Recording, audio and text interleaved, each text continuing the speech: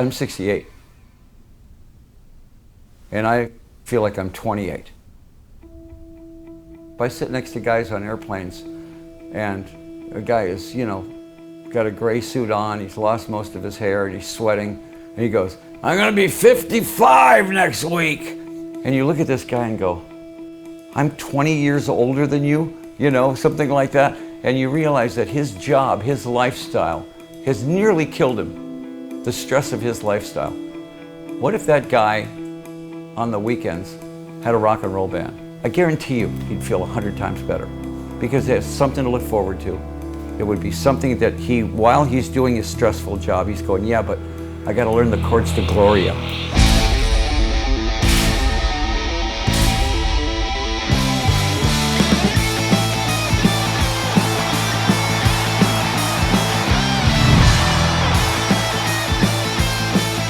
If you've always wanted to be a rock star, and come on, really, who didn't? But you listened to your parents when they told you to get a real job, there may still be hope.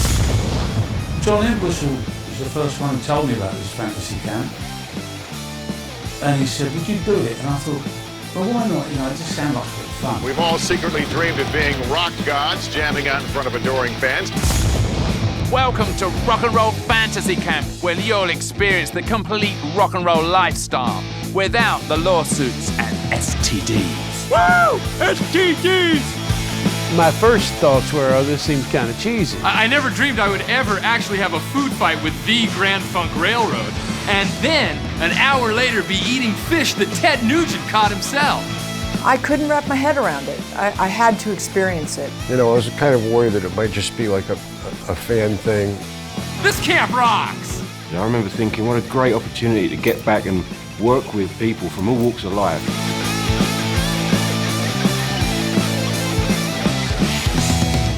And they're coming here to experience and do something they've never done before in their lives. The hardest I've ever worked in one day of my life. Looking forward to another good bashing of rock camp.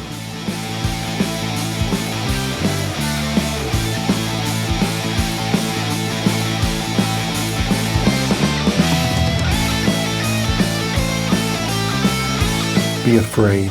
Be very afraid.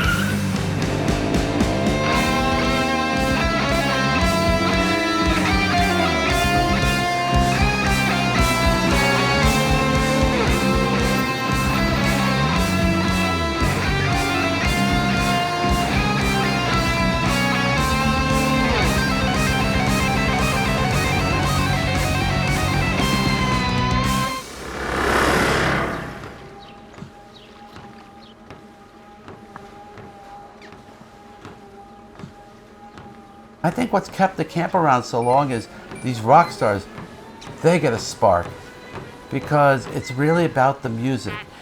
It's pure. Okay. Hello? Teddy! David. This next song features Mr. Teddy Zigzag, Big Bag, Andreadis, the Greek on the harmonica.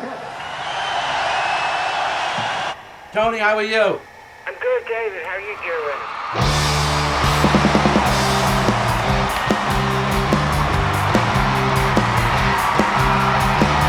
Vinny, you there? I'm here.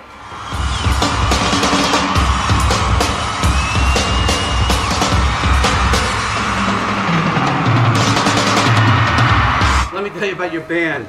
On drums, okay. you got Paul Delacarta, Rob Cohen. He's the vocalist. I love that Blake Meinhardt. I've seen that kid grow up in camp. That's cool. Artists love to give back because they realize that their success is based on the fan. You have Tammy Fisher, who has come to the camp previously as a drummer, and she wants to be a vocalist this camp. Can you imagine a guy like you going from drums to vocals? You get more chicks. Well, not the way I sing. I might lose the chicks. Tony, thank you so much. I'm excited about Vegas. I'm looking forward to it. I like working with Paul. He's a great human being. Okay, we'll be in touch. I'll see you in Vegas. Thank you. Okay, bye. David Fishof is an agent who lists Phil Simms, Vince Ferragamo, and Hacksaw Reynolds amongst his clients. Basically, I try to negotiate the best contracts possible and get them the most money. Phil Simms, you've just won the Super Bowl. What are you doing next? I'm going to go to Disney World. David, you're neither an attorney nor a former player. What are your qualifications? I started basically in the entertainment business, and I believe professional sports is, in its own way, show business. Getting commercials and promotions. I'm going to bring this Beck to its knees. Ooh la la, ça sonne. Ooh la la, ça sonne. I'm sharing office space with different music managers. Earth, Wind & Fire's manager, Meatloaf's manager and record label, Madonna's manager, Shep Gordon, who was representing Teddy Pendergrass at the time, and Alice Cooper, the Ramones. Everyone has gold records on the wall, and I love the creativity about this record they were recording, and so I started getting bored with professional sports.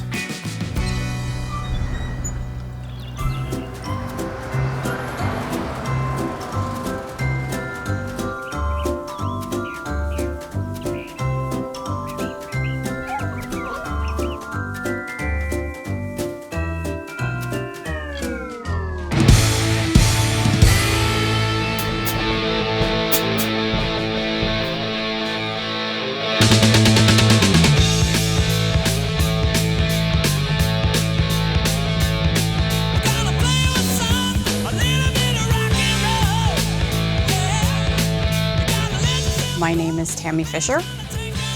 You are in Lenoka Harbor in lovely New Jersey, down the shore, as we say. On the home front, I have a wonderful man that I've been married to for quite a long time. I'm a mom. I have two great, beautiful daughters. I'm very, very blessed and very lucky, and I think I have a very good life.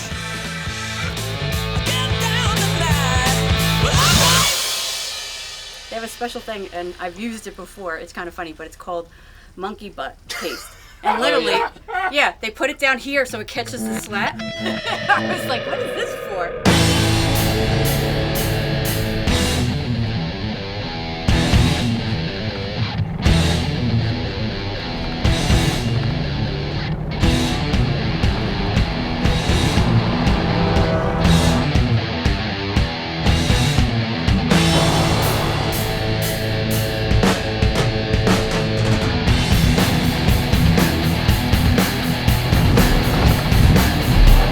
Really bad day, I'm putting on Pantera.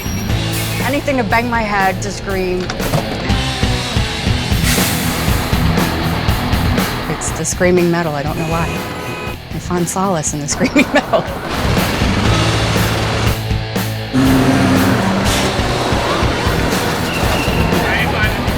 That takes my mind away from the guy who fell asleep next to me on my busing commute. I've had many people do that. Like fall asleep in my lap, fall asleep, drool on my shoulder, like disgusting things.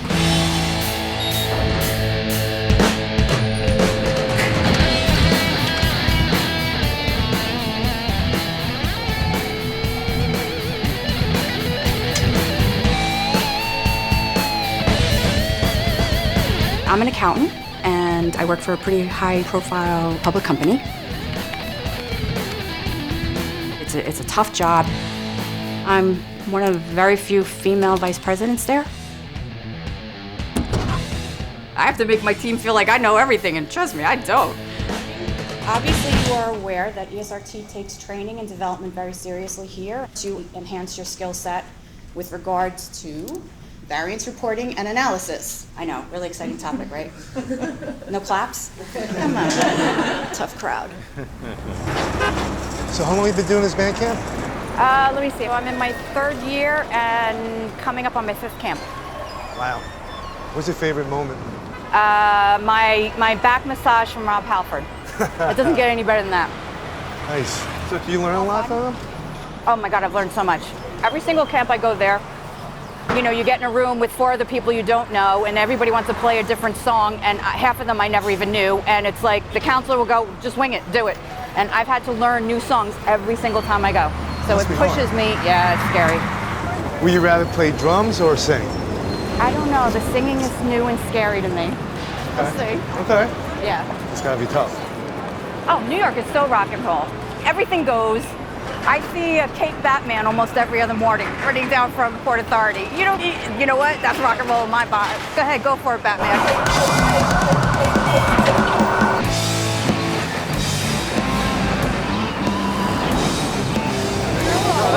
Started the same way for us as it probably is for the rest of you guys, you know, going over to your buddy's house, smoking some pot and jamming out to a Rush record. You can see the fingerprints on the O. You see those? Those are the fingerprints that were by Jeff Beck. Those are his fingerprints. And under the M, those are Eric Clapton's fingerprints. So that thing is now worth $100,000.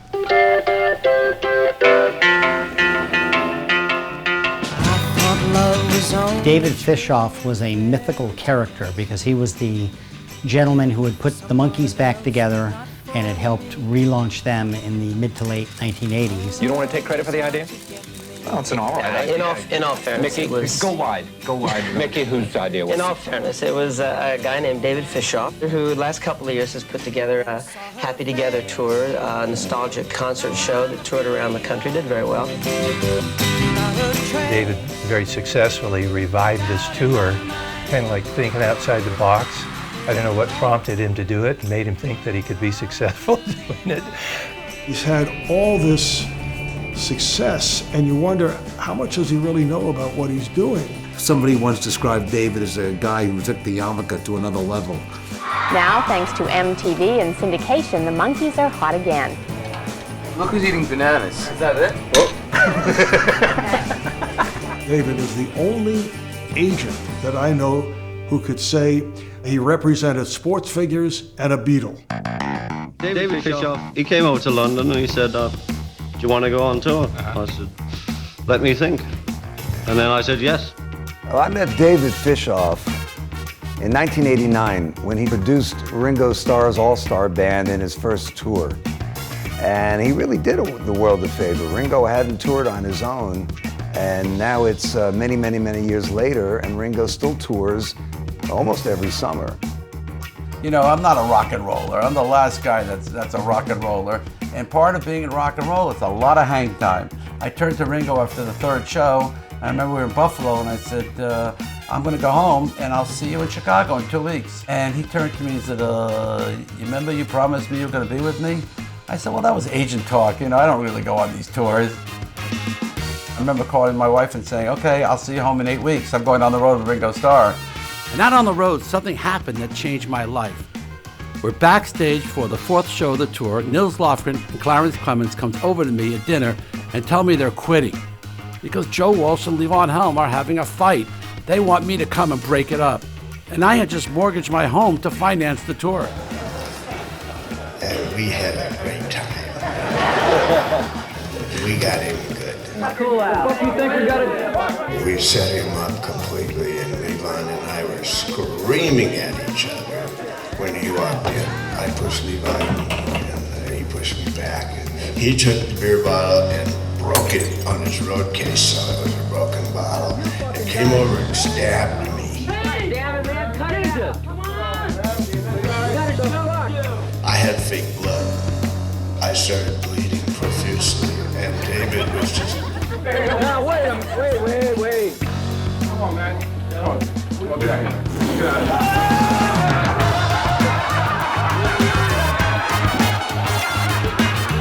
I walked away and I said to myself, wow, these guys are nuts. But I realized how much fun these guys have.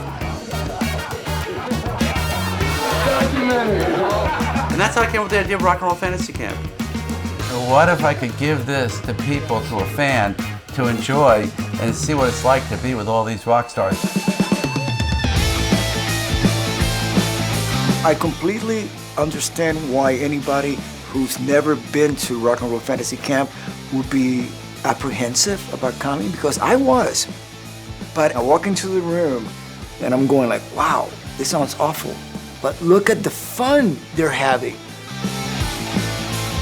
And behind every young camper, there's always an incredibly supportive family. When I went to the fantasy camp, it was interesting to me, the age group. You would have a 15-year-old kid playing drums and a 45-year-old dentist on guitar. That's one of the things you have to get past when you sing with these guys. You look around at the band, you go, wow, if this band were a real band, it would be the weirdest band ever, but cool. We're talking about rock and roll fantasy camp, and it's rocking and rolling. I did my first camp in Florida. I'm on the beach. All at the Eden Rock Hotel at a 5-day, 4-night, first time ever rock and roll fantasy camp, dreamed up by a promoter when he was touring with some guy named Ringo Starr.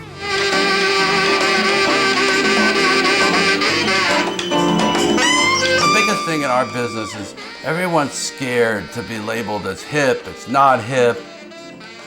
I never believed not to do anything because it's not hip. You do something because it's good, it's entertaining, and if you have an idea, you make it happen. If the greatest people can be intrigued by rock and roll, here's an opportunity for everybody to get a chance to get involved. When I saw the names on the list, when I first saw it, I was like, all these guys are going to be in the same place at one time? These fans, they are going to say to their friends, you dipstick, you should have been there, I told you. You just want to put this finger on that note. There's a genuine respect and love for the music that we did in those days. All the press came out. About a week later, I'm watching The Tonight Show, and there's Jay Leno, and he's doing his monologue. He said, did you ever hear about this rock and roll fantasy camp they have? He said, for $5,000, you can jam with a bunch of B rock and roll stars. He said, for $5,500, you can check yourself in the Betty Ford Clinic and jam with a bunch of A rock and roll stars. We got a lot of press, a lot of media, and we signed up about 15, 20 people. It was such a dreadful experience financially. I chalked it up to, okay, I have 5 great ideas in a row, I'm never gonna do it again. And that's what life is as a promoter. You take your chances. Articles were coming out in Entertainment Weekly, and you were reading about this. One day I got a phone call from Citibank. They wanted to do a commercial. Sam begged and pleaded, so I sent him to camp. We'd earn lots of points with our new city thank you card. He even hangs out with the camp director. Just like that. Rock and roll fans camp has showed up in pop culture. Bones did an episode. Yeah! Gift certificate to Rock and Roll Fantasy Camp. Now, what's that? You're going to be singing with Roger Daltrey from The Who. People try to put us down. I sang with Roger Daltrey. I can now die. Ellen did it for a comedy show. I'm talking about having fun. I have got a bad song in my head, and with your help, I think we can perform it very poorly in front of people who will pretend just as poorly to enjoy it, because that's what Rock and Roll Fantasy Camp is all about. My root beer, Hesh. Simpsons was amazing for us. Hello, campers! One day I was driving to work at The Simpsons, and I'm listening to the Howard Stern show. And he was promoting this thing called Rock and Roll Fantasy Camp. Entertainment Weekly has listed it as one of the top 25 episodes. Paparazzi to the left. I got him!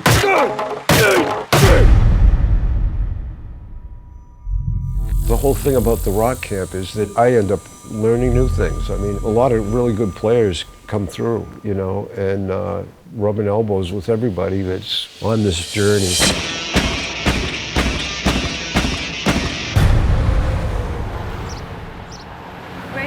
I am. How about the mushroom burger? All right. They call me Pistol because when I was younger, I listened to a Motown album, and I'm like, this sounds great. And keep in mind, I'm in the 5th grade, and I'm reading the liner notes, and it says Richard Pistol Allen on drums. And I'm like, that's who I want to play like, Richard Pistol Allen.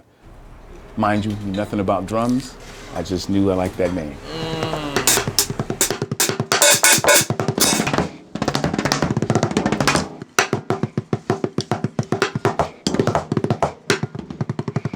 Fries are freshly cut.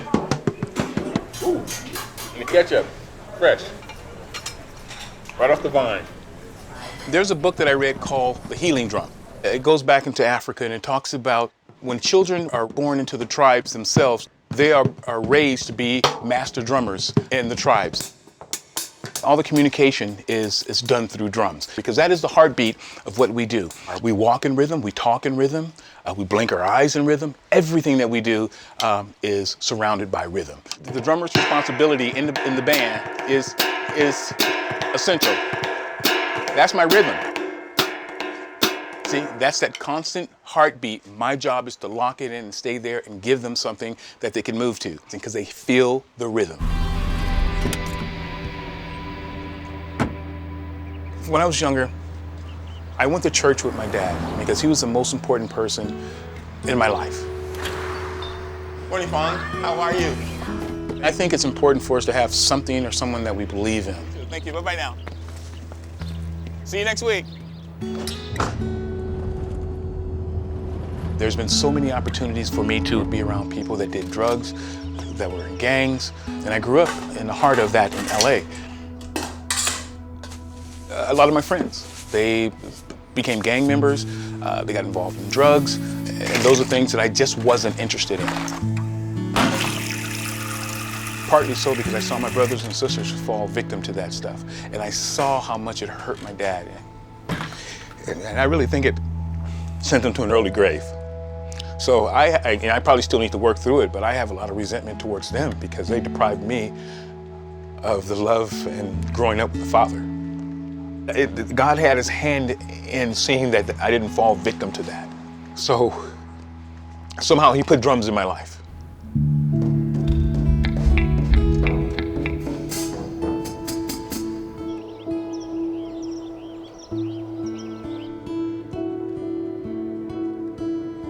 I really think that if it wasn't for music, I wouldn't be here today, or I don't know what I would be doing. Music has gotten me through a lot of things. It's my foundation. You can take anything else away from me, but don't take this away from me. You know, I have to have this. I love it because I always make sure as a counselor that my band, whether we're good or not, is that they're having a good time.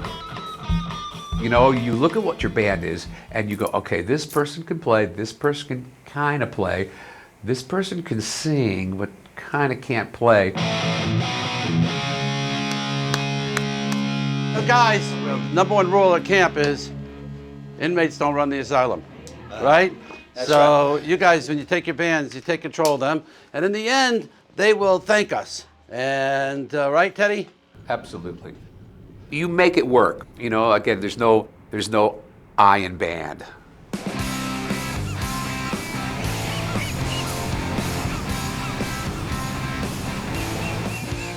Some of this goes way back. First concert ever is up here somewhere. Iron Maiden, March 9th, 1985. This is a memory that I will never forget. I would have been 13 or 12 at the time.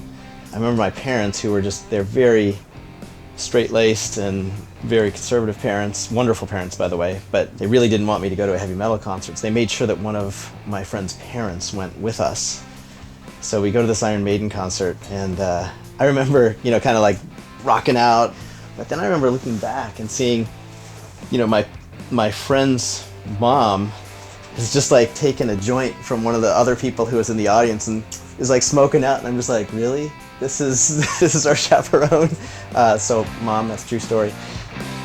The coolest is this poster here, which is me on stage with Judas Priest. This is modeled after a poster that was in my room back in the day, and I had to fight really hard to be able to put heavy metal posters on my walls. Judas Priest finally made it up there.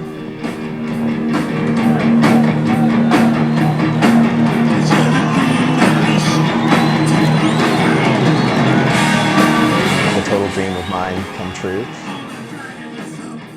But my mom's in the crowd, like watching, cheering, so excited, and just to see that moment and think, wow, how life changes.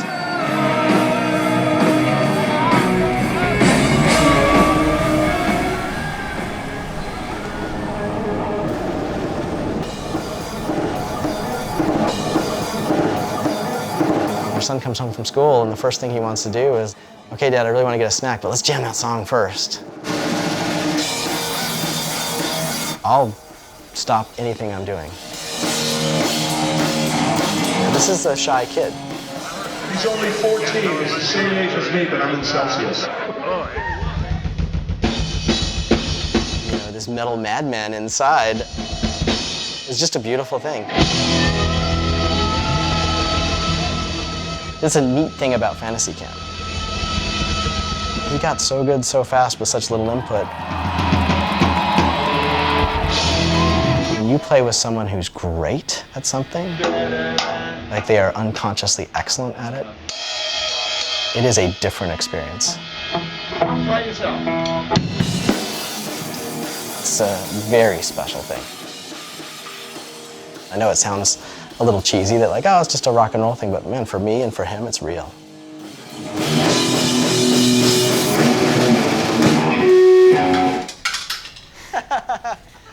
All right, rock and roll! It took me back to when I first started in the early bands. I'm talking way, way, way back. It's music in its most honest format. It's a weird thing. I'm getting chills thinking about it. That feeling you get when something clicks in the room. That sort of magic. That's why we all do it.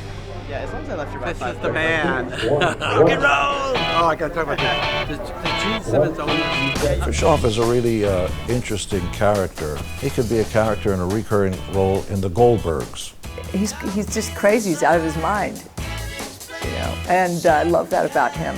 David, I thought, should be in a mental hospital at some point, you know, or he has escaped from a mental hospital. But I called up Roger and I said, who would you like to jam with? If you had an opportunity to meet your hero, who would you want to jam with? He says, Levon Helm with the band. He said, I've always wanted to meet Levon Helm. If you introduce me to Levon Helm, I'll do your camp. And we had formed a bond because of the Ringo tour. So when I asked him for something, he said, of course I'll do it. And he came.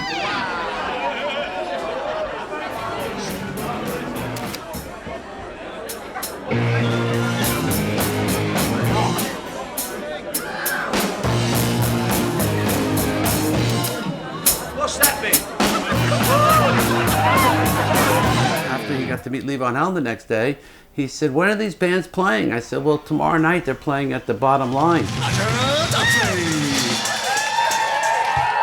been roped into this. Well, where's your singer? You're standing right there. You're standing right there. Let me tell you, these guys, I've been down to rehearsal and watched all the bands, and it's just great to see people gaining a lot of knowledge about our business that has been incredible to me in my life, and let's just hope that in some small way it can be incredible to you for a weekend. Off you go, guys. Once Roger started doing it, all of a sudden it opened up the door, and Roger said, I can introduce you to Brian Wilson. Roger would always call me before every camp, even though he wasn't going to be at the camp, and he was always concerned that the rock star was having a good time. Does Brian Wilson like it? And the fact that he was showing interest meant that, you know, that there's something here. It's kind of like an old Barnum and Bailey type. And because it is a circus, which Mick Jagger recognised all those years ago in '69. Rock and roll is a circus. David recognised that. And he's trying to just come up with ideas that keep the spirit of it alive. And you've got to give him applause for it.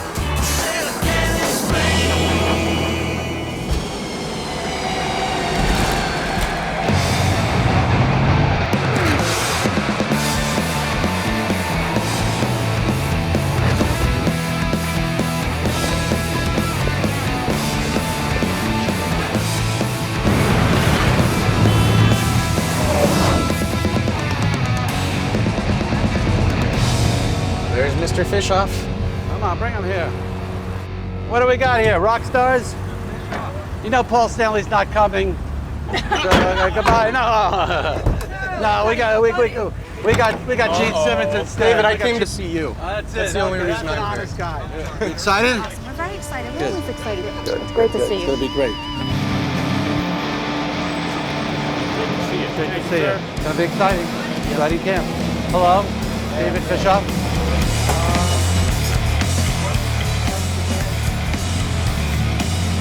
As soon as you walk in the door, you get your welcome pack, you get into a room with a group of people who feel exactly like you do, and you all know you do, and that just breaks the ice right away.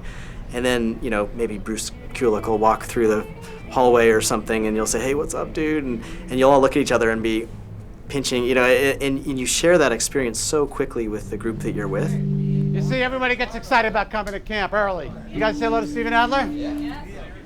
So y'all know Mr. David Fishof. This guy is the creator of Fantasy Camp, which is one of the coolest things. One guitar player was shredding like a mother, and I'm thinking, what are you? He goes, I'm a doctor. I'm going, wow. You have some kids that come, you know, their parents buy them a camp. There are, you know, lawyers and doctors and business people like myself. Some people, they saved up for this camp, and this is a once-in-a-lifetime experience. I am a director of compliance for a Medicare health plan back in Portland. I was a partner in a copier machine business. I'm a chiropractor now of almost 20 years. Just finished my 30th year teaching junior high and high school choral music. I was an executive, pretty senior executive at Motorola. Been married almost 20 years. We've got 4 kids. I work for the railroad. I'm a conductor.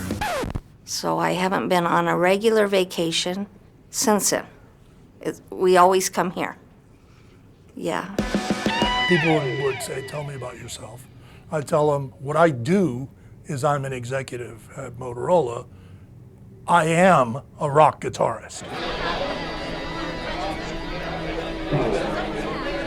Hello, everybody. Welcome to Alcoholics Anonymous. This is Rock Fantasy Camp. You guys having fun so far? Please welcome Gene Simmons.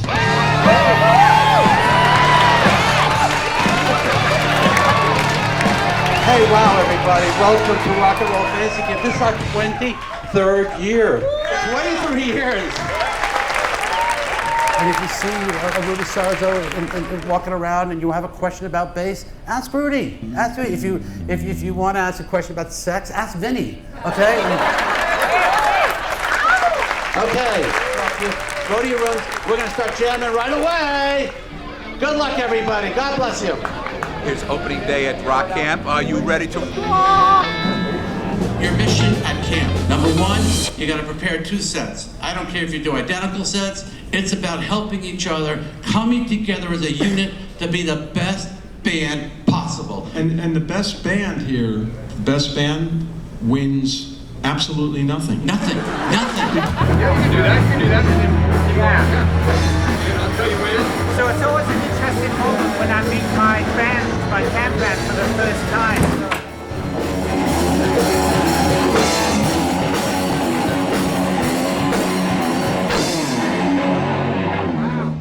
You guys sound great. Thanks. Tony? Hey, Quinn. Hey, Quinn. Good Nice to meet you. You must be Blake then? Yes. Okay. Excellent. You must be Tony. I am Tony. At least the last time I checked. Well, it's nice that you guys know it. Wow, I'm quite impressed and a little intimidated, actually. Oh, you know what? I forgot to tell everybody to come up with the name of the band. Let's see, I had the Daughters of Danger, Big Finn and the Horse Chestnuts. Stack of Yokos was my favorite band name. I'm a 1, 2, 3. Motley Jew. Oi! Hey. Yeah. Ladies and gentlemen, Jurassic Waste Band! What was the name you picked? Which one? The F1. Fustigate. Fustigate. What? I told you. Exactly. None of us know what the hell that means. You hear fustigate, you go, Yeah, that's the name What's he that wants. word? Fustigate. Yeah, It means to beat with a club. Oh, nice. How about menopause? Can we just throw that out there then? Menopause. See, that was my name. There you go. And you're up front. I think it's funny. I think it's great. You all right with that? I'm okay with that. I think it's funny. Okay, the name of the band is... You gotta come up with a new band name. That's like, naming your son again, you know what I mean? But that STP sticker was a really cool logo that we had on our bicycle seats or on our skateboards. So we're thinking like stinky toilet paper, Shirley Temples. What are we gonna come up with? And just Stone Temple Pilots seemed to be the most important.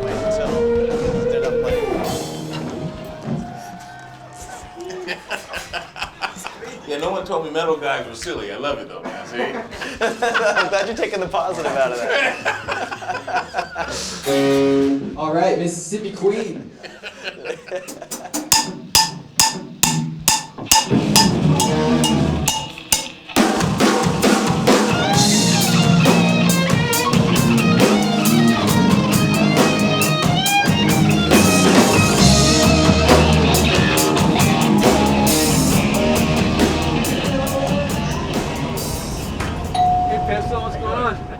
Good to see you, man. Thanks for coming. My pleasure. So, Super Kick 10, let's see. What sizes? 14. Lenny Kravitz and I, we hooked up by accident when we were in high school. We played together about 3 or 4 years. Actually, I was supposed to be on the Let Love Rule album, but I decided to take a gig in Edinburgh, Scotland. And by the time I came back, the album was all done by Lenny. So I missed that boat.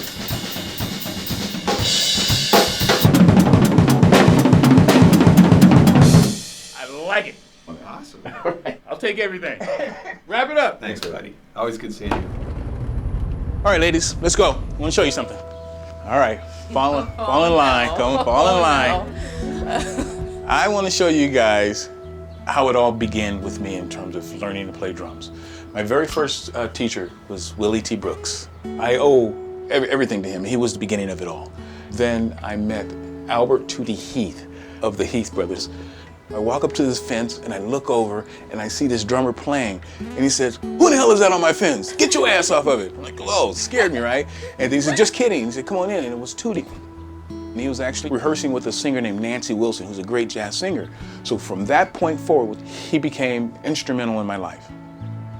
And he doesn't call me anything but Pistol. Pistol, Pistol. That's it. Pistol's the name. And this is Tina Marie. And these are some guys that I played with. And oddly enough, in this picture, should have been Lenny Kravitz. And I think Lenny was standing to the side. As a matter of fact, he called me. I went down to Santa Monica, listened to the tracks. And I'm like, yeah, it sounds all right. Yeah, whatever, Lenny. He invited me to the concert. We went, and I just watched my career disappear. No, I'm kidding. No, I was kidding. I mean, it is what it is, you know?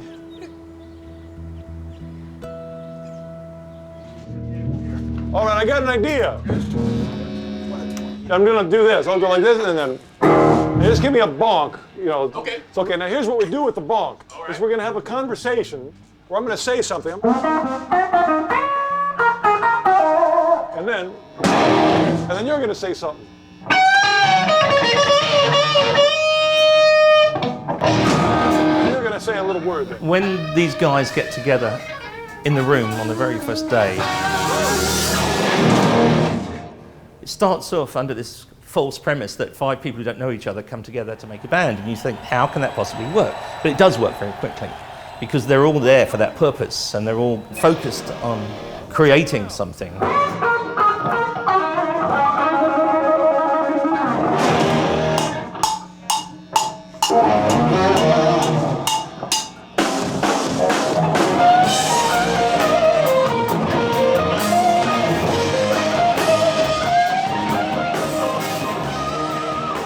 Tell these rockers what to do. I've learned my lesson. You know, they are smarter than I am when it comes to music. And I might be able to make deals and put them in a room together with people, but when it comes to telling them what to do, I let every rock star do what they want to do best at Rock and Roll Fantasy Camp. So if they feel that they want to do a masterclass, or if they feel they want to teach them to write a song, they get very involved in these people, and they respect them because they're fellow musicians. So yes, the work is hard, but it's good hard.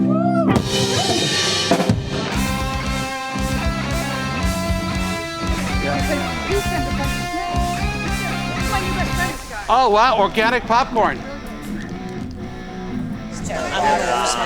I'm going to lose my voice. We're doing mental health, and do you know what we spent all morning doing? Mom, moves. What's your name? Menopause. I like that. I love it. You should have done menopause and the hot flashes. I tried to throw hot flash in there, but they said no, it's too much. It's too much. They said it's too much.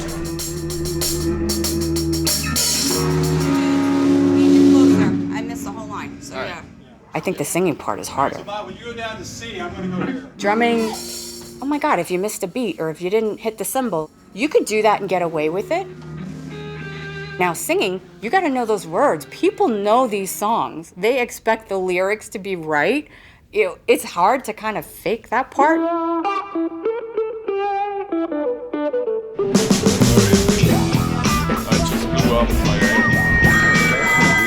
I mean, it's not easy doing these camps. I gotta figure out at least one more amp. It can be extremely frustrating and extremely hard work because the musicians of varying qualities. Some are very good, but equally they're made to play with some that aren't very good. There were some train wrecks. Some of them were caused by me. We were about to play Sweet Child of Mine. And Slash made a mistake. We still make mistakes. We still make mistakes. Like, in front of 80,000 people. Yeah. You know, but that's rock and roll. You know, Robert Plant and The Who, you know, Peter Townsend. When I was growing up, I looked at those guys thinking, man, they got it together. You know, boy, I wish I had that kind of confidence. They weren't confident. Plant standing around, you know, doing things, he didn't know what to do with his hands. Daltrey swinging the mic stand and waiting for Pete to make the next move because they're jamming, he don't know what to do. Folks, we don't have it together any better than you. We just learned how to get out and do it. You're bringing that audience home with you. You're taking them on a ride.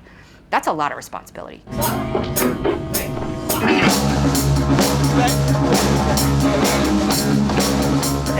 I mean, you can't explain it unless you do it because it's just one of those things. It's like being a mom. I mean, it's kind of the same thing in the rock and roll fantasy camp. It's really difficult to explain unless you've actually done it and gone through it and see how life-changing it is.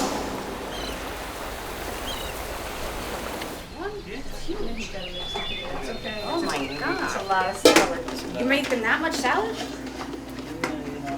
Whoa. Wife, mom, boss, that's sort of my mantra. As much as I love my job, I don't think it defines me. I love playing drums. It doesn't define me, it's just another facet of me. I love my family, it doesn't define me. Yeah, but you don't want wine, baby? No, You're right? not giving her any wine. No, she gets the water. There's water right there. Give her some water.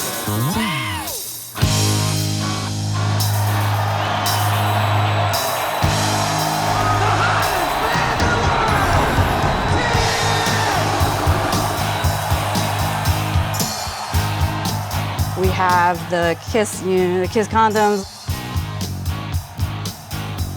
When you're cold, you gotta have the kiss cozy. This piece is a paper mache Gene Simmons that my daughter made when she was really little. Wouldn't be Kiss without the Kiss Gene Simmons Look It Up panties.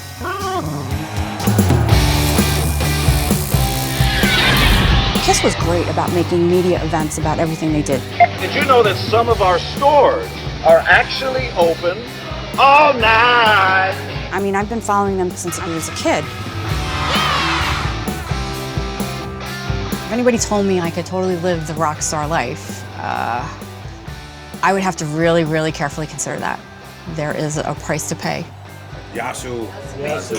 If it meant, no, I didn't spend any time with my family, and my husband was miserable at home alone, and my doggy missed me, yet Yeah, but it's very good. We're gonna get the bottom. Nice. Oh my God, it's so bad. You can't eat that, it's not even edible. You believe that crap? Don't do drugs. So, I'm being selfish this camp. As much as I love drumming, I wanted to be on stage with Paul Stanley dancing. Welcome back! Hey, how are you? Good, how are you? Nice to see you. The drummer gets the little punch or the high five. They come over, they do the little shake, and then they walk off the side, and then that's it. That's the love you get. So could we sign all the memorabilia first? And then So I'm gonna suck it up. I'm gonna attack the fear, and I'm gonna do this with Paul Stanley, and I'm gonna sing. That's what I want. This is like a once-in-a-lifetime opportunity for me to do this, and I'm hoping I can pull it off. So this is really scary.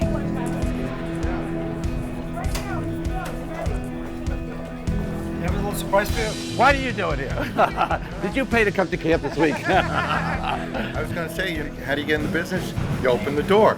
If we were just wearing jeans and Pumas, we could play into our 80s. But when you're carrying around 30 or 40 pounds of gear and you're running around and you want to make sure that your stomach's not hanging over your tights. Do you think we could possibly see any past members get up to jam with you guys for a song on stage? Anything's possible. Yeah? I'd love to see like Bruce Kulick get up and do something with you. So would he. Yeah.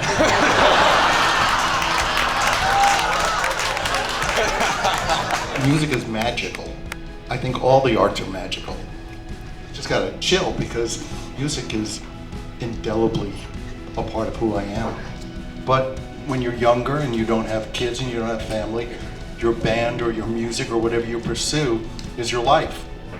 The beauty about having children, hopefully, with the right spirit, quite honestly, it's part of why we're here on Earth, I think, is to produce children who are better than us, go further than us, and make the world better than we did. Thank you. It's about capturing that spark. Ideas come usually at the most inconvenient times.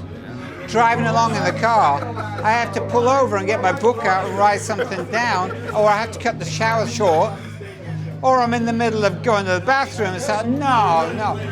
Here it is right here. Give me notes. I just don't know how you do That might be the next Ain't Got No Satisfaction in there. Probably not, but you never know.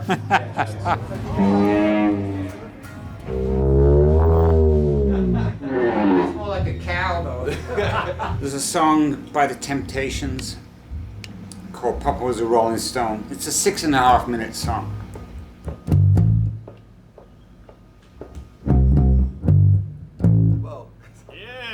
To be a bass player, you have to get your ego out of the way. That's it. I almost lost my first professional gig because of overplaying. The band leader said, if you don't pull it back and simplify, I may have to let you go. You know, imagine if Gollum played the bass. Play more notes, it's boring. No, the master's the song.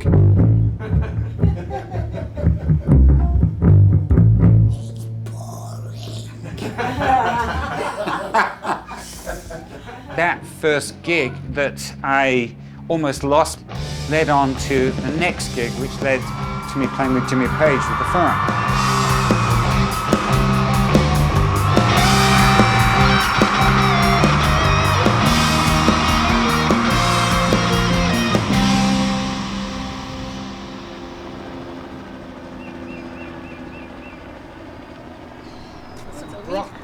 Broccoli. Got some peas. You know, there's no place like Nome. I really was living the rock and roll fantasy. And I was living the reckless rock and roll lifestyle that goes with that. This is nice. This is going to be good in juice. Yeah. It's almost lemony, isn't it? You feel kind of invincible, like you're on top of the world.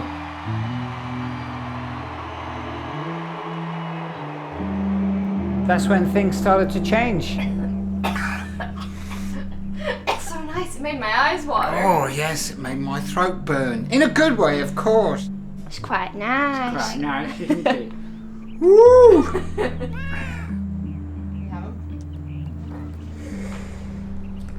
George and I, wow, well, it goes back a long way. That's a whole story unto itself. In my crazy days in the 80s, with the Firm, we had our own plane. I mean, it's Jimmy Page and that. Playing sold-out shows and traveling the world and endless parties and all that. The stuff that you dream of, that you think is going to fulfill you and make you happy, it just doesn't. I was drinking like almost a bottle of whiskey a day. There were people that had known me during that time, and they saw a friend of mine like a year or so later, and they're like, oh yeah, I was hanging with Tony Franklin. oh, that guy, is he still alive? Oh, wow. They seriously thought that I would not make it. Well, I'm really glad you did. Me too, love.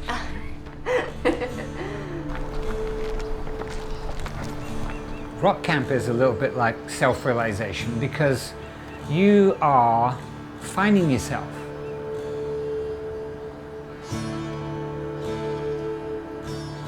To be able to give the campers a magical experience that we'll never forget and draw on my experiences to be able to do that it's a pretty deep thing, it really is. It's beautiful.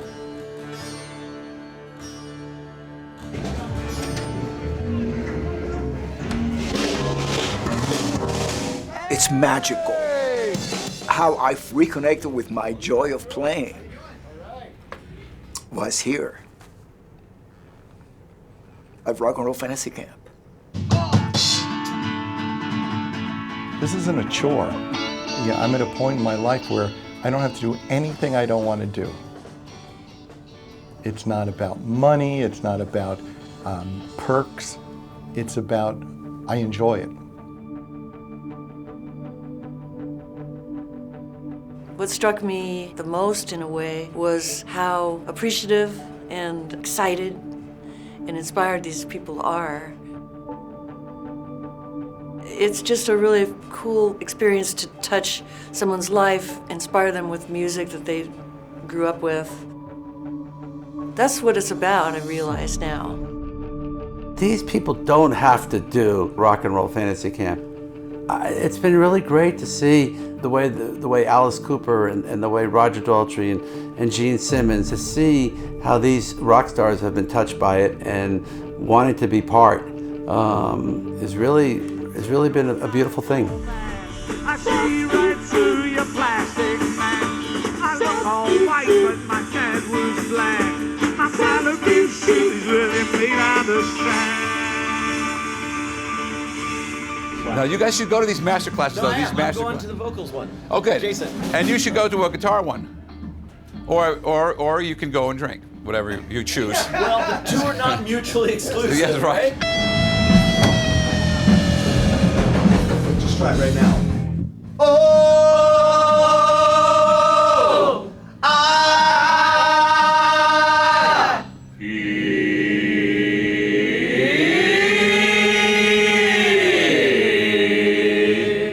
Smooth? Do you push from your diaphragm? Can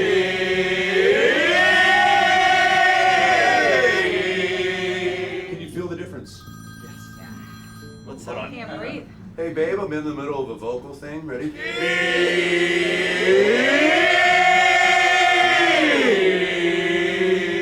I'll call you back, okay? Thanks. I've really suffered a lot with anxiety and panic attacks over the years. I really had to find my own way to fix it myself. And for me, it was music. These people that do come to the camp, a lot of them have problems they want to overcome, and within those 5 days, eventually, they show their true colors and their true angers. I came from Cuba as a 6-year-old kid. My mother and father gave me a guitar and said, learn how to play this. It'll help you make friends wherever you are. Grew up pretty strict, Orthodox Jewish family. Definitely the black sheep of the family. If they saw me like this right now, they'd probably get a little scared and a bit worried.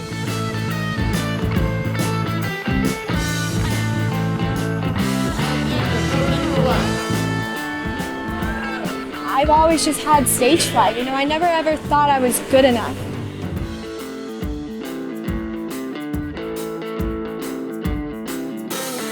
But now, more than anything, I just feel anxious but ready to rock.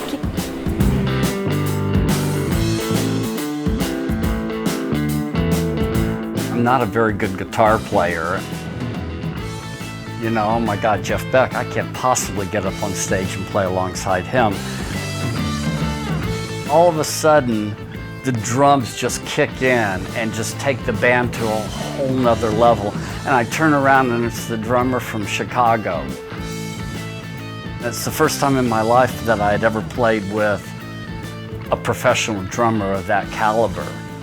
When guitarists of the like of Jeff Beck go and they come out full of enthusiasm for it, you know that this thing is offering every musician that does it something. When you walk on the stage, you own it. And no one at that moment and at that time is better than you are.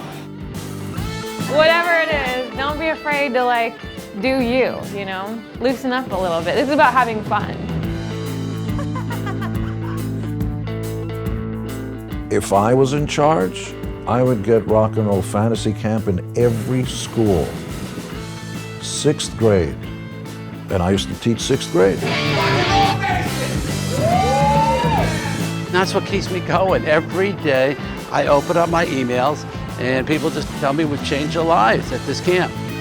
It was awesome. Jamming with the guy that wrote one of rock's biggest anthems ever. Just wow. It's a great feeling when people think you're important and you make them feel like they're the stars, and they are. I see you playing, and you're playing your part. But get with him.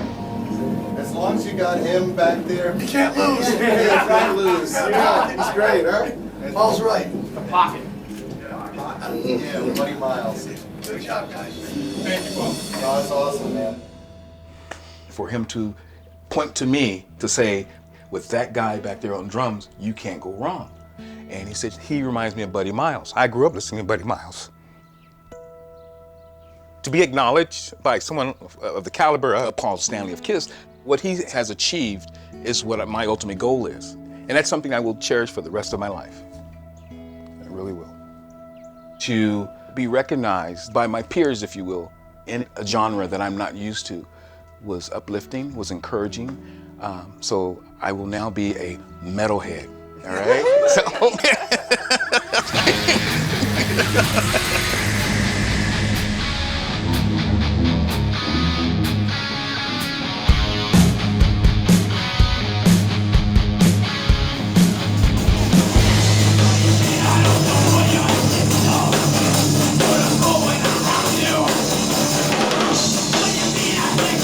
Depending on your age group and your taste in music, there are certain musical movements and personalities who are very defining. And Dave Mustaine is a musician who many would say is the guy who created thrash metal through the way he played guitar.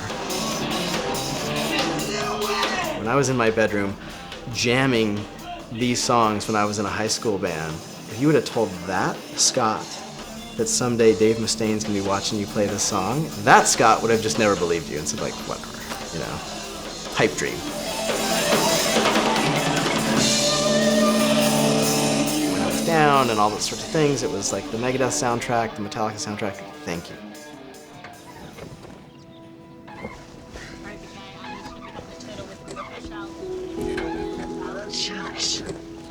And I want you to Context for Rock and Roll Fantasy Camp in my life has been that I have a special needs son, my second child. He was born with brain damage.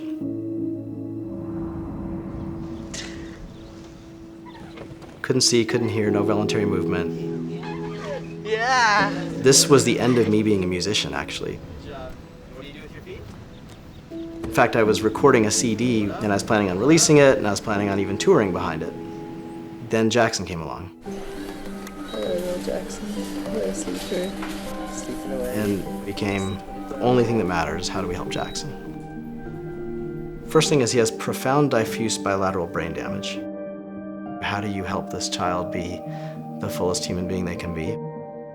And so all attention went to Jackson. Not happening.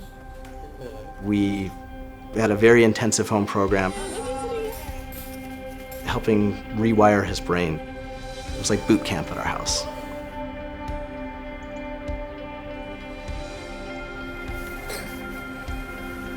Look at you, look at you.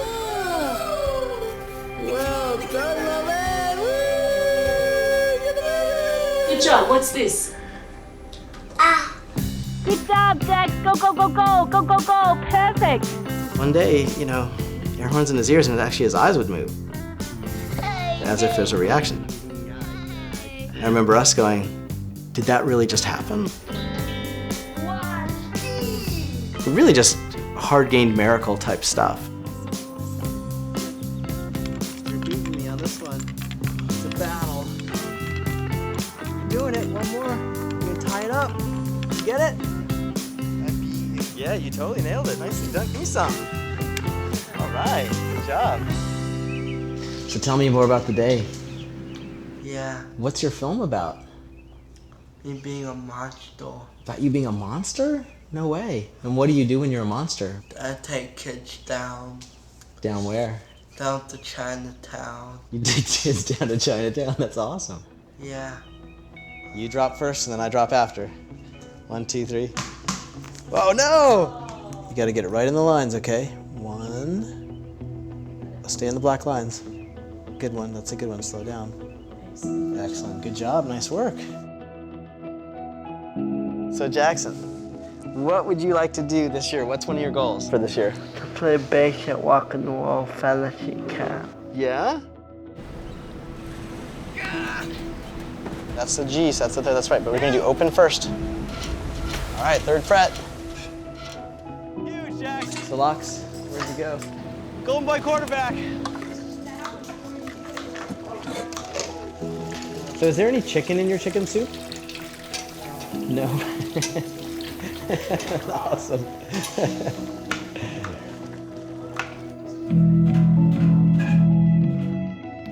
Cool. Now, are you gonna? You did. You did. Nicely done. All right. Rock and Roll. Nice. So, do you guys want to try something? Yeah, absolutely. Okay. How about in the chorus, sit out the one beat. Na na na na na na na. Na na na na na na na. 1, 2, 3.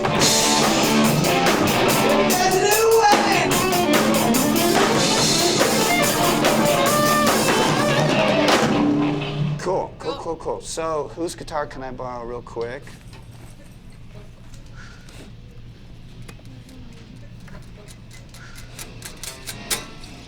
So that's the riff, and then the other main riff in the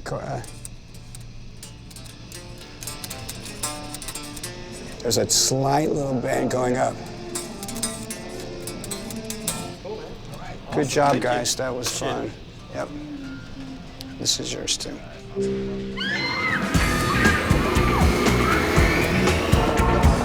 What's Teddy like as a counselor? Teddy has Stay a on point, or was he all over the place? Well, sort of all over the map.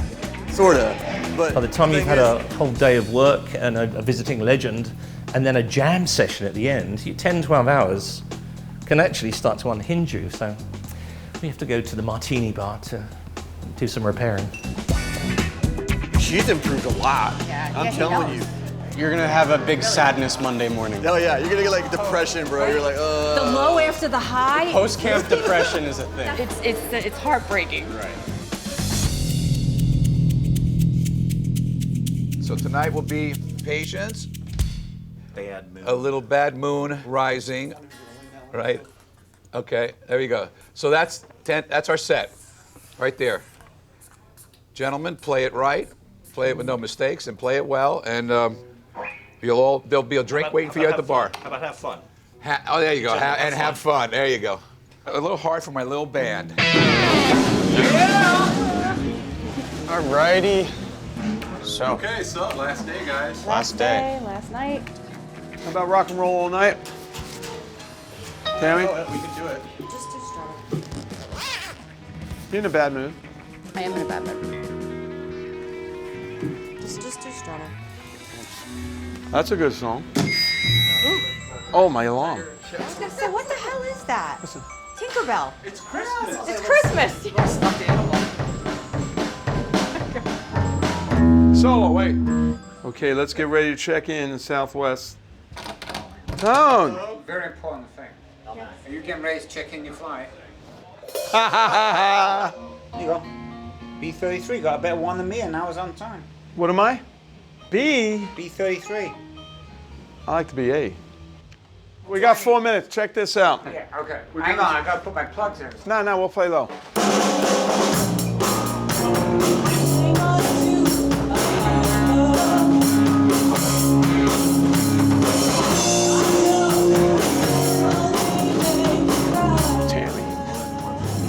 amazing singer. She gave me chills a couple of times. Last night we played, she hit a note that was ridiculous. I fell off the drum stool. Are you sure? I put seatbelt on. What do you like better?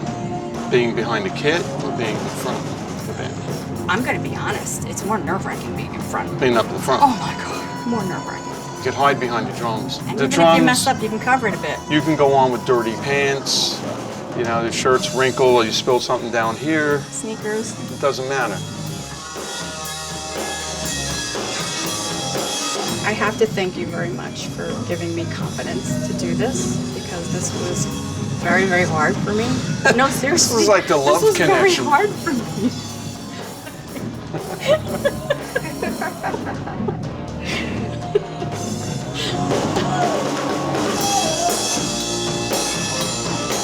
Normal stuff.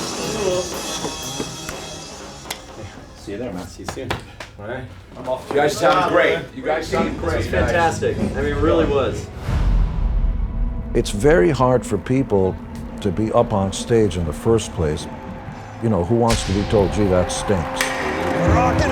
But once you break through it, you realize the only thing you have to fear is fear itself.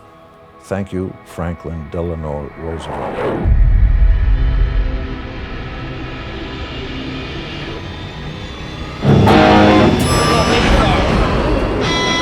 Playing in your bedroom is not the same as playing with a drummer and playing with a bass player. And if one part is wrong, it makes the other part wrong. Being in tune is important. I was drinking so much water in my room, man, I'm gonna piss my pants. Not playing ahead of the beat. How you feeling, brother? I felt better. Not being too loud. But the show must go on. Hey, you know, I got that throat spray if you want a blast of it. I'll try anything right now. And listening. Just blow it out, so who cares? After we're done, then it's fine. Which is the one thing that some people forget is one of the most important parts about playing music.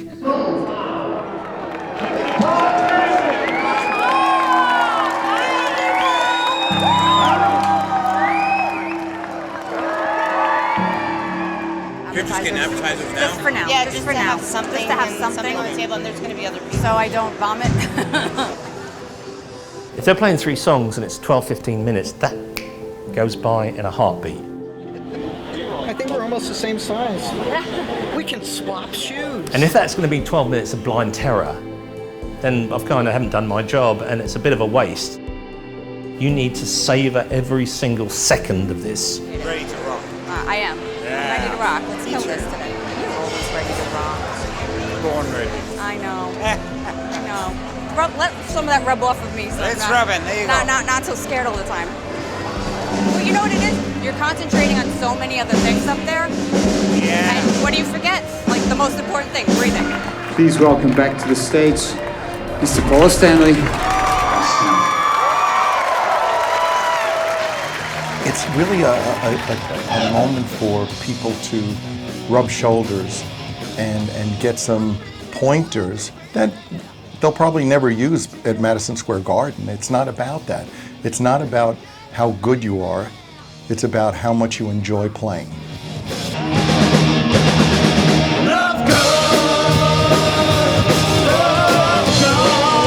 No one worries about the bum notes and wrong rhythms and the out-of-tune singing. Who cares about it? It's all about just having fun. Thank you very much. Love you guys. Mick Jagger on steroids. Rob Bowen. You told me that I could be maybe not a rock star, but if I could be a really, really good musician. Does that mean that I have to be a rock star to be that? No. No, I could be that in my own little world, and I'm happy with that. All right, everyone, Mr. Paul Stanley!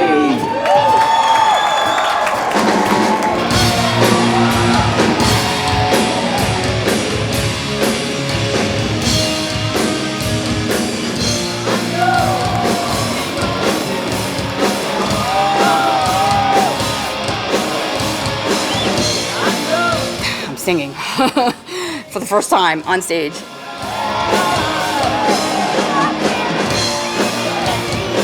Do this, like, you know, I'm going for it. Sometimes you need that kick in the butt. because your lack of confidence stops you from doing things that you actually probably can do.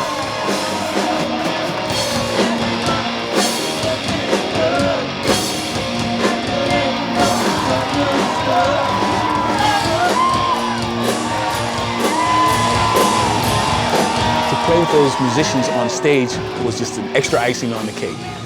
Paul Stanley, same. I reminded him of Buddy Miles. He says, man, what are you doing here? You know, he said, you should be out there working, man, and playing for a living. And then Zach Wilde, come on now. You know, that's pretty damn awesome. You know, your nervousness goes through the roof when one of your heroes is watching you jam, but in a cool way. You just in life don't really end up in that crucible. It's like you're basically living with these rock stars who you've grown up idolizing. I don't think anyone can go into that experience and not learn about themselves.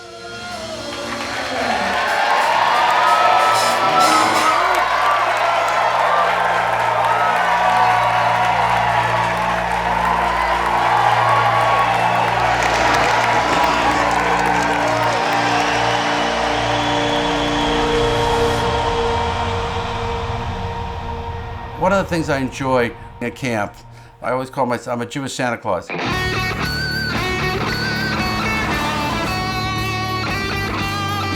I can make a difference in these people's lives every day, then that's what's important to me. Here I am, raised Orthodox, and I'm in rock and roll and sports. I did take the yarmulke to the next level. Here. Wow! What? David. You're a camper at Rock and Roll Fantasy Camp. Yeah. What an honor. Give me some love. Jackson, I'm thrilled you're here. Excited? Yeah. Right, is this a dream for you, too? Go to Rock and Roll Fantasy Camp? Yeah. It's my dream, too, that you're here. Ready to rock? Yeah. Rock? What's your rock star name? JJ Wapow. Great. Hey, Dad, what's your name? Father of JJ Wapow. That's it. How you got it? You ready to do it? Yeah. Get some raw power here. Okay, you ready? What? Hit it, Rocky.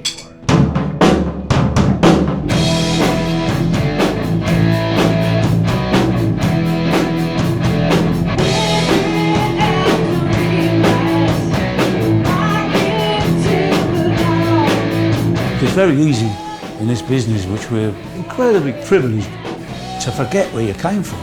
But these camps reminded me of where I was when I made my first guitar, you know. We reminded ourselves why we started playing in the first place. By the time it's all over, you know everything about their mother and their father. It's pretty cool. They're rock stars for the weekend. It's rock and roll. It's in the title, right? Rock and Roll Fantasy Camp. Because of Fantasy Camp, a light came on to me about what I do and how lucky I am and how blessed us musicians who get to play music for a living. It's like, I got it made. I've got the best job in the world. Roll the belly. The belly. Oh.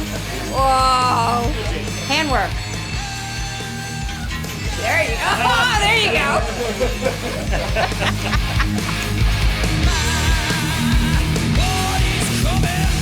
I've had situations where people are so excited about the camp, and when they're done, they'll write to me, go, listen, I'm thinking about quitting my job and going into music full time. And that's when you have to kind of rein them in a little bit and go, well, don't, not just yet, you know, but it happens. First one to get there and the last to leave. I hate that. Next life, I'm playing flute. Nobody is born a rock star. Nobody's born president or anything. They started off as kids also. And the magic of camp is you actually meet somebody who scaled Mount Olympus and you have the sense, maybe I can do it too. It's not about playing the right notes. It's if you have passion.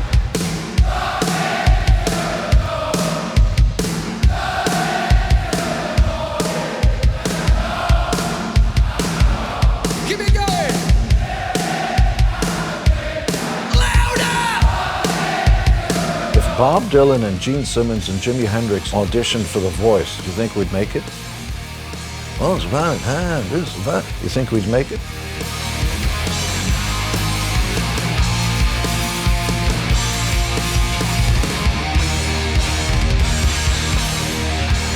I always think that the people that show up at the fantasy camp are people that have it in the back of their mind, this could develop into something, that something could happen if I got really good.